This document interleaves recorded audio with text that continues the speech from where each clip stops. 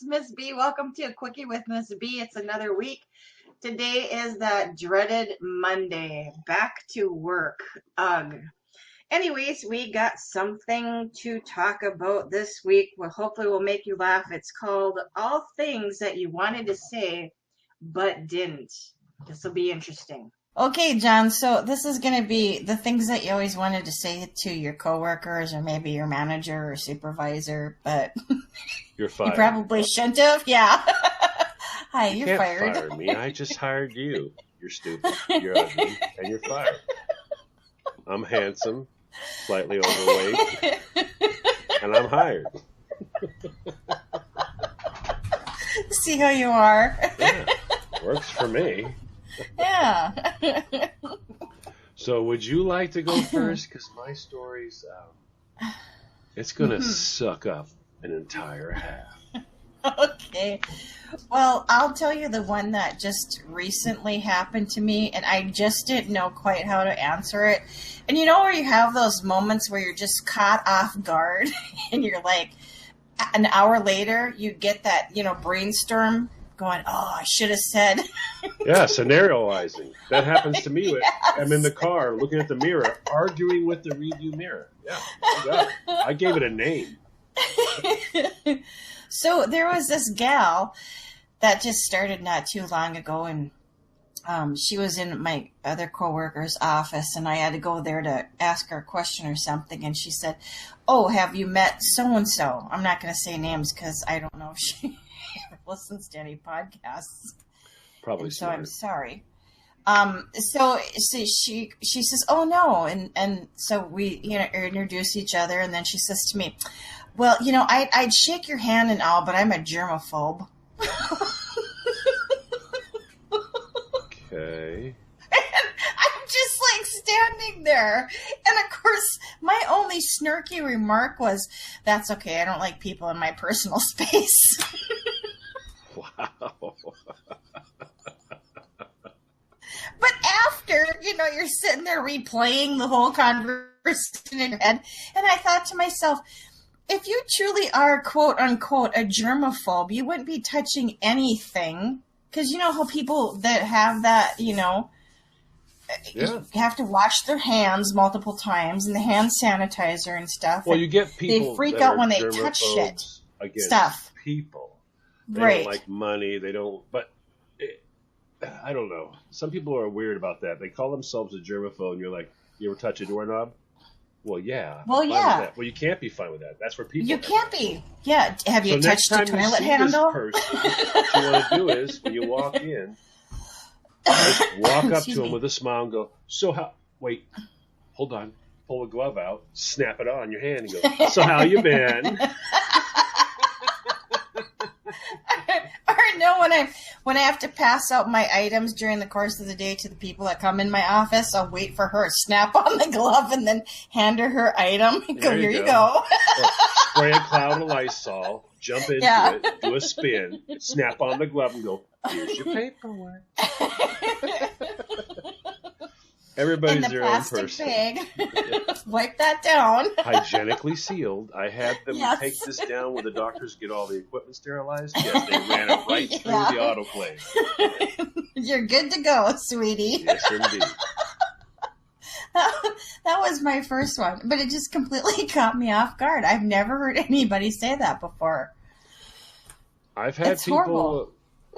people act like that Sheldon on Big Bang Theory, where they actually have Yeah. wet wipes, or on their shirt they have this, like we used to have in the military. We had one of those ball chains that had our earplugs on it, but they actually had a ball chain attached to a bottle of the squirty stuff. Is it hand sanitizer? Yeah. It's like, oh, that's just it doesn't bother me, but you're giving me a message and you don't realize it. It's like, Well, number yeah, one, that's you're it. a filthy pig, and this is what I think of you. If I might have to touch you, it involves spraying, squirting, desanitizing. Then I'm gonna go, hi. It's like, you know what? Don't bother. Don't bother. I'm good. Yeah, I'm fine. People that do that to me, I will always do something back. Not mean, but I'll be like, hold my nose and go, okay, there you go. Wait a minute, I hate the smell of sanitizer. You smell like sanitizer now. And it's one of my pet peeves. People that walk around smelling like sanitizer. Well, that's what I think when somebody says to me, I'm a germaphobe or I have, issues with germs. I envision somebody with gloves and hand sanitizer and not touching a whole lot of stuff if they can help it, I mean, it's kind of crazy. And I realize that there's people out there that actually do that, but it's kind of crazy in the sense that I can't wrap my brain around it. Or you can always you can't do it there because you'd get in trouble. But it'd be funny if you could just give them something completely random and insane. When they go, well, I'm kind of a germaphobe. You go, I have an issue with people with having anal leakage. And then look at them and go, it's not an issue for you, is it? That makes no sense. But imagine the look on their face. Great, I got to see this person tomorrow when she comes in my office. Well, if you want to do something there and make it funny, when they go, I just have an issue with, I'm a germaphobe, you go, well, my mother buys Skippy peanut butter. They're crunchy. Which also makes no damn sense. But they're just going to stare at you and you just nod.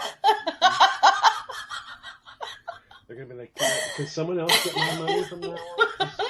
Wow. No. Psycho chick. Okay, well, I'm going to go get some Lysol wipes and be back in just a moment.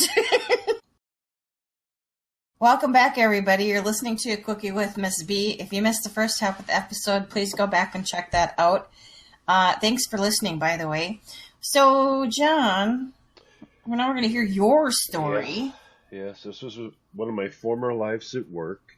I had a young lady. She was very erratic. When I first met her, she was one person. All right, and she took care of a task at work that she was very good for. All right, and she's very talented in this task. I mean, she was top notch. I left, went to a different store to run that one. Came back a few years later. She was different.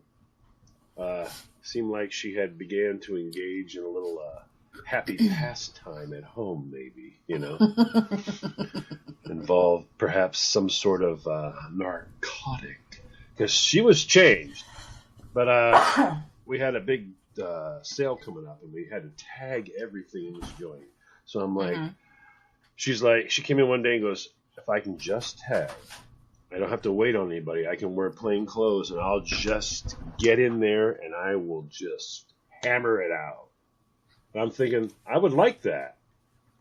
So, yeah, you don't have to get all dressed up. Just get in there and do it. She was on it for a couple hours, and then she's wiggling her hands. Because, you have to push the needle through pants, squeeze that trigger, and then the tag goes on. That's all you got to do. But the tag stuff's all attached to the gun. So you're just boom. You just literally hold the tag on, poke through the hole, squeeze the trigger, done. And you're just going down. That's it. Yeah. And a couple hours, her hands are like beginning to bother her. And I was like, what's up with her? She had these blue eyes that were the most amazing blue eyes you've ever seen. Baby blue eyes. Yeah. All right. She had beautiful eyes. And I looked over at her and I was like, what's up? What's going on? And I saw this red in her eye. I'm like, what's wrong with your eye? She's like, what do you mean my eye? I'm like, wow, that doesn't look right. I said, you've got like a line of blood right straight through your eye. She jumped up, ran in the bathroom. She goes, oh my God. I'm like, yeah, you might want to get that looked out. And so she left. And went to the doctor's. Probably 2 days later, I get a note. I'm being sued. What? She has contracted. What the heck is that called? When you get the sores on you? From chicken pox. What's it called? Shingles. Shingles, yeah. She has shingles. So it was, I guess it started in her eye or whatever, but now it's all over her back, and she got shingles from tagging pants. She's standing in front of me. I knew you were going to get it. I knew. You're in the health field. I knew you were going to get it in a second. She's standing in front of me, holding paperwork. Say no. And I'm like, wait, what? She's like, I got shingles from tagging pants. I'm like, that's not only impossible, but the lawyer who told you this was a good idea, you need to give him a swift kick in the nads, because this is going to look really bad. She goes, for you. And I'm like, hey, you're believing him. You're believing him. This isn't going to go your way. And he was just looking for a lawsuit. That was all. And I'm like, you're kidding me. Since it's a national company, he's figuring, wow, well, they'll just settle. They won't want the No, these guys have lawyers on staff. Oh yeah, they're just and they're bored. They're bored. They're ready for anything. So I mean, I get drug into court. I have to and I'm standing there. The judge is looking at me going, so you put her in a scenario where she was able to contract shingles as a result of repetitive tagging. I'm like, that's what I'm told. And he's like, so do you have anything to say about it? Well, yeah, I brought some stuff about how you get shingles. He's like, okay, let's look at that. And we had an expert who came up and gave a whole thing about how you get shingles. And during the cross-examination, I mean, he kept saying stupid stuff like, is it possible, though? Is it conceivable that repetitious behavior could pull this out of its dormancy? Could it be a trigger? She's like, no. Has it ever been tested? She's like, I don't have that. I've never even heard of anybody calling for that test. But you guys might want to do that. This is an expert. I'm going, and it's just getting stupider and stupider. And then she comes after that's over, she comes to the store. Wants to talk about it. I'm like, we can't talk. She's like, well, you can talk to me. I'm like, number one, there's a lawyer handling this, okay? Number two, you're cornering me in a back office, and I've called for people. I said, I need people. She says, well, I need to talk to you privately. I said, no, nobody's leaving this area. You're going to leave the area, or I'm going to have you removed by law enforcement. And she's getting more and more. She says, I just need a little private time with you. Finally, Christine, I go to her. You didn't cover up the tape recorder.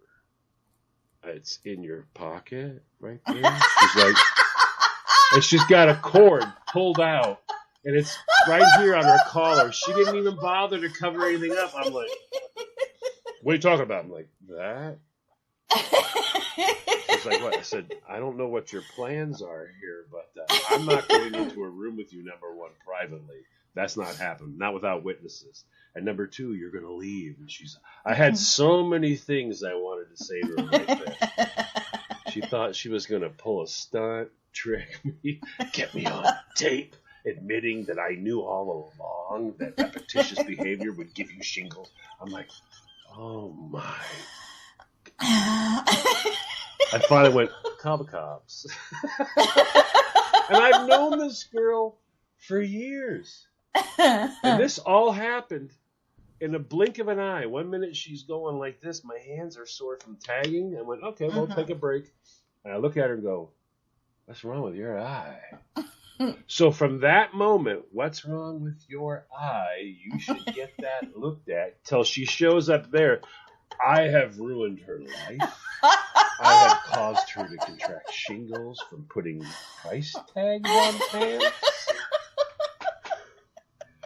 So I had a lot of things I wanted to say to her, but I didn't.